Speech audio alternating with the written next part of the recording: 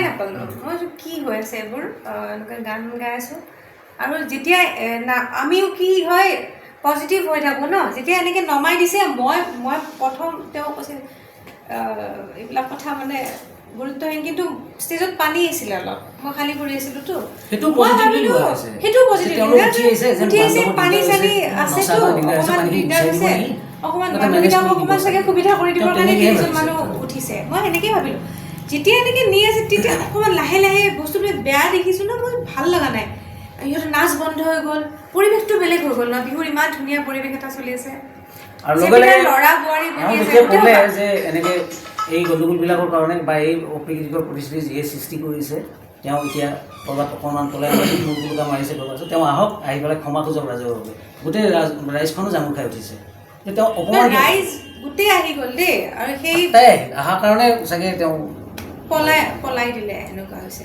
মানুহজনক বিচাৰি নাপালোঁ কমিটিৰ বাকী মানুহখিনি আছে তেওঁলোকক ফোন কৰি তেওঁক লৈ আহক আৰু এজন মানুহে মোক ক'ব আহিলে যে আমাৰ কিন্তু সুনামে আছে চানমাৰ্কে বদনাম নাই দেই এনেকুৱা আৰু সেইজন মানুহে ফুল মদ খায় মানে গোন্ধত ৰ'ব নোৱাৰে তাৰপিছত লগে লগে মই ক'লোঁ এনেকৈ এয়া কমিটি এনেকৈ কথা পাতিব আহে তেতিয়া ৰাইজে কিন্তু তেওঁক আঁতৰাই দিছে তেওঁলোক কালচাৰেলি মই এনেকুৱা লাগে তেওঁলোক আছে মানে তাতে যদিও তেওঁলোক আছে কালচাৰেল ছেক্ৰেটাৰী বা সভাপতিবিলাক হৈ পেলাই যে আছে কোনো কালচাৰৰ লগত জড়িতই নহয় মোৰ এনেকুৱা লাগিছে তেওঁক চিনি নাপায় যদি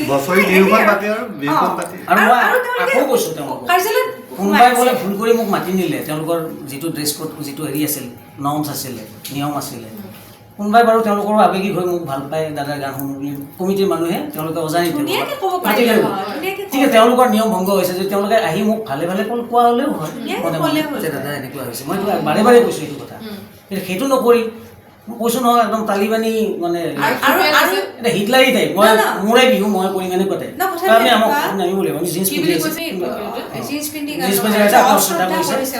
আপুনি অশ্ৰদ্ধা কৰিছে মঞ্চ আপুনি আমাক তাৰপিছত মোক টানি নিছে আৰু এটা কথা 1 ঘণ্টা ধৰি মই গান গাই আছোঁ মোৰ মিউজিচিয়ান গ্ৰুপটো যে তেওঁলোক প্ৰত্যেকেই জিন্স পিন্ধি আছিলে কিমান দেৰি কুৱেশ্যনটো কিয় অহা নাছিল এইটো এটা কথা এই ভাস্বতীৰ প্ৰগ্ৰেমৰ আগত যিটো গ্ৰুপে প্ৰগ্ৰেম কৰিছে ছিংগাৰটোৰ বা গায়ক গায়িকাৰ ঠিক 5 ফুট 6 ফুট পিছতে গোটেই জিন্স পিন্ধা মিউজিচিয়ানবিলাক আছে এই মানে দুতলীয়া কথাটো কিয় নিয়ম যদি নিয়ম মঞ্চত মোৰ গোটেই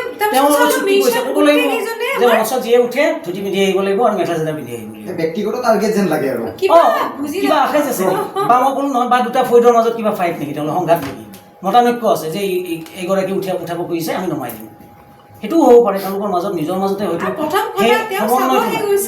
সেই কোঅৰ্ডিনেশ্যনটো নিজৰ মাজতে নাই সাধাৰণ কৰ্মকৰ্তা এজন বা সদস্য হ'লেও বেলেগ কথা তেওঁ বিষয় বা মানে বিষয়ববীয়া সম্পাদক সাধাৰণেই হওক সাংস্কৃতিক সম্পাদকেই হওক যেতিয়া সম্পাদকেই হওক কিন্তু এটা গুৰু দায়িত্ব লোৱাৰ পিছত তুমি মদ্যপান কৰি আহি পেলাই আৰ্টিষ্টক নমাবৰ অধিকাৰ তুমি ক'ত পালা উঠাইছে কোনোবাই ভুল কৰি ভালে ভালে কোৱা আৰ্টিষ্টে বুজি পাব যে আমাৰ নিয়মটো আছে দাদা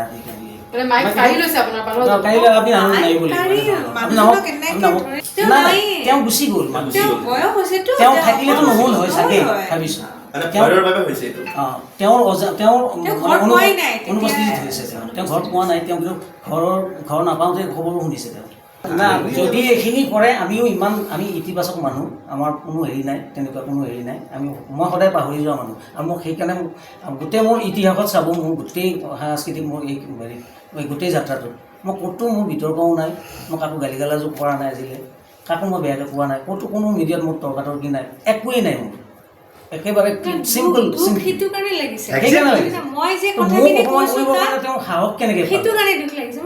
আটাইতকৈ ডাঙৰ কথা ৰাতিপুৱা আটাইতকৈ জ্যেষ্ঠ আমাৰ এতিয়া বৰ্তমান জীৱিত অৱস্থাত থকা জেপি দাই ফোন মাৰিছে ইমান খঙত ফোন মাৰিছে তেওঁ কৈছে মই বিৰাট অপমান পাইছোঁ দিগন্ত তোমাক কৰিছে মানে মোক কৰিছে তোমাক মই বিৰাট ভাল পাওঁ তোমাৰ তাত আমি আমাৰ প্ৰতিশ্ৰুতিবিলাক দেখা পাওঁ তাত তোমাক চানমাৰি বিহুৱে এই ধৰণৰ ঘটনা কৰিছে চানমাৰি বিহু মানে কোনোবা দুজনে বেয়া কৰা মানে বাকী ভালকেইটাৰ গাতো পৰি যায় ন গতিকে তুমি মোক নাম্বাৰটো দিয়া কোনোবা মিডিয়াক মোক কোৱা মই বাইট দিম মিডিয়াত মোৰ খুব উজাৰিম মই মোৰ বিদ্ৰোহটো ক'ম মই যে এই কথাখিনি মই বেয়া পাইছোঁ মই গৰিহণা দিছোঁ, তুমি মোক নাম্বাৰ দিবা মেডিয়াত। তেওঁৰ দৰে মানুহ এজনে মোক এই ধৰণে সঁহাৰি জনাইছে আজিৰ ডেটত। গতিকে ইয়াত মই বিৰাট দুখ পাইছোঁ আচলতে। গুৰুতুল্য। আৰু আজি অসমত ফ্ৰণ্ট লাইনত যিমানবোৰ ছিংগাৰ্ছ আছে, আজি 20গৰাকী 25গৰাকী দিগন্ত দাই অসমৰ বিভিন্ন বিহু তলিত গান গাই আছে। আৰু দিগন্ত দাক মই আজি 30 বছৰ লগ পাইছোঁ, তাৰ আগৰ পৰা দিগন্ত দাই কাম কৰি আছে। গতিকে দিগন্ত দাক তেওঁলোকে সেইটো সন্মান কৰাটোৰ কাৰণে আমাৰ গোটেই আজি যিখিনি আমাৰ মানুহ আছে চবেই আজি লাজ পাইছে। এটাই আমি মানে কওঁ দিগন্ত দাৰ বিয়াপত যে তেখেত যিজনে আমাক দিগন্ত দাক কালি অপমান কৰিছে তেখেতক ক্ষমা খোজক। নহ'লে অহাবাৰলৈ চানমাই বিহু কমিটিত দিগন্ত দাক যিখিনি শিল্পীয়ে ভাল পায়, যিখিনি ছিংগাৰে ভাল পায় তেওঁলোকে গীত পৰিৱেশন নকৰে। মই আজি ইয়াতে কৈছোঁ। আৰু তেওঁলোকে নিজৰ এইটো হেৰি হয়। মই এটা কথা কৈছোঁ ইয়াতে যে দিগন্ত দাক যিখিনি শিল্পীয়ে সন্মান কৰে, দিগন্ত দাক যোনে গুৰু বুলি মানে সেইখিনি ছিংগাৰ্ছে অহাবাৰলৈ চানমাই বিহুত গান নাগায়। সেইটো মই আজি ইয়াত বয়কট কৰিব বুলি ওলাইছে, বয়কট কৰিব বুলি ওলাইছে। আৰু তেওঁলোকে নিজৰ কথা মই তেওঁলোকক কাকো মই ডিক্টেট কৰিব নোৱাৰোঁ বয়কট কৰা। কিন্তু যোনে সন্মান কৰে, যোনে গুৰু হিচাপে ভাবে, দিগন্ত ভাৰতে অসমখনত বহুত দিছে। কোনে কি দিছে, কোনে চিনি নাপায় সেইটো কথা তেওঁলোকে আৰু ধুতিখন পিন্ধিলে অসমীয়া নহয়তো। বিহুত তেখেতে গৈছে, তেখেতে মাতিছে, তেখেতে নিজেতো যোৱা নাই। আৰু ভাস্বতীয়ে তাত এগ্ৰিমেণ্টত চাইন কৰিছে, তেওঁলোকে তাত এপ্লিকেশ্যন কৰে মোক গান গাওঁ মাতক বুলি। গতিকে চব বস্তুবিলাক চালি জাৰি চালে তেখেতে আমাক দিগন্ত দাৰ আগত সমজুৱাভাৱে যিহেতু কালি ব্যৱহাৰ কৰিছে, বেয়া ব্যৱহাৰ কৰিছে, তেখেতে ক্ষমা খোজক। সেইটো আমি কৈছোঁ। আৰু বিশেষকৈ কি ক'ম, এতিয়া আমাৰ নিজৰ ভিতৰত অসমীয়া যদি এইটো কৰি থাকোঁ, বাহিৰৰ মানুহে চল পাব এইটো চবেই জানেই আৰু। গতিকে এই বস্তুটো মানে ক্ষমা খোজাটো আমি বিচাৰিছোঁ দিগন্ত দাক। তেওঁলোকে সমাজখনৰ অৱদান দিগন্ত ভাৰতীৰ আজি সাংস্কৃতিক সমাজখনত কিমান অৱদান সেইটো চবেই জানে। তেওঁলোকৰ অৱদান কি, বিহুখনে পাতে, বিহুখন পাতি ধুতিখন পিন্ধিলে অসমীয়া সমাজখনৰ উন্নতি নহয়তো। সেইটো কথা তেখেতে ক্ষমা খুজিবই লাগিব। মানে আৰু মোৰ এই ধৰণৰ ঘটনা কেতিয়াও ক'তো হোৱা নাই। বহুত বাহিৰত ঠাইত গৈছোঁ, শদিয়াৰ পৰা ধুবুৰীলৈ মই ইমান বছৰ প্ৰগ্ৰেম কৰিছোঁ, নিজেও কৰিছোঁ, অকলেও কৰিছোঁ, জুবলিৰ লগত কৰিছোঁ, জুবিনৰ লগত কৰিছোঁ, নীল আকাশৰ লগত কৰিছোঁ। আটাইবোৰে মোক নিজৰ অগ্ৰজ বা বন্ধু বা দাদা হিচাপে বা ছাৰ হিচাপে মোক বিভিন্ন অনুষ্ঠানত মাতি লৈ যায়, বিভিন্ন কমিটিয়ে মাতে। ক'তো মই এনেকুৱা পোৱা নাই য'ত মোৰ নিজৰ ঘৰ হৈছে। চানমাৰিখন মই নিজৰ ঘৰ বুলি কওঁ। এইখিনিৰ পৰা এইখিনি জোৰত তিনিআলি, এইখিনি মোৰ গীতানগৰত মোৰ ঘৰ। তাত যদি মই এনেকুৱা অপমান পাওঁ, মই আৰু কি আশা থাকিল মোৰ বেলেগৰ পৰা। আজি ডেটত আৰু এটা কথা 30 বছৰ 33 বছৰ মোৰ এনেকুৱা কেতিয়াও হোৱা নাই। দিগন্ত দাক আমি যিমান বছৰ পাইছোঁ আজিলৈকে, আমি বাৰু বহুত উগ্ৰ। দিগন্ত দাক তোৰ শব্দ মানুহ বেয়াকৈ নকয়, সেইকাৰণে আমাৰ চবৰে বেয়া লাগিছে। আজি মোৰ বিয়াত বেয়া লাগিছে, মই ৰাতিপুৱা উঠিয়ে দেখিছোঁ আৰু এইজন মানুহ তেওঁ অসহায় কালি। যিজন মানে এটা মানুহৰ তোৰ শব্দ বেয়াকৈ নকয়, আমাৰ নিজৰ ভিতৰত কেতিয়াও ফূৰ্তি কৰোঁ বেলেগ কথা। এনেই তেখেতৰ সমাজৰ প্ৰতি যিটো অৱদান সেইটো নাপাই পৰিব। এইটো মোক আজি চবৰে মোক বহুতে এটা ফোন কৰিছে, নিজে চবে এজনেতো কালি চকুত ওলাই দিছে আজি ৰাতিপুৱা দিগন্ত থোৱাৰ কাৰণে কৈছে। গতিকে সেইটো বস্তু একদম বেয়া। তেওঁ কালি অসহায় অনুভৱ কৰিছে, মোৰ বেয়া লাগিছে। যিজন মানুহে এটা মানুহৰ তোৰ শব্দ বেয়াকৈ নকয় আজিলৈকে, সেইটো কৰিব নাপায়। এইটো তেখেতক ক্ষমা খুজিবই লাগিব। এইটো একদম অন্তৰৰ পৰা কৈছোঁ। আৰু তেখেতে ক্ষমা খুজিবই লাগিব আৰু খোজামো আমি। সেইটো আমিও জানো কেনে ক্ষমা খুজাব, কিন্তু আমি ক্ষমা খুজিবই লাগিব। যিকোনো খবৰৰ বাবে যোগাযোগ কৰক 7099017330 লগতে 7099017110 নম্বৰত।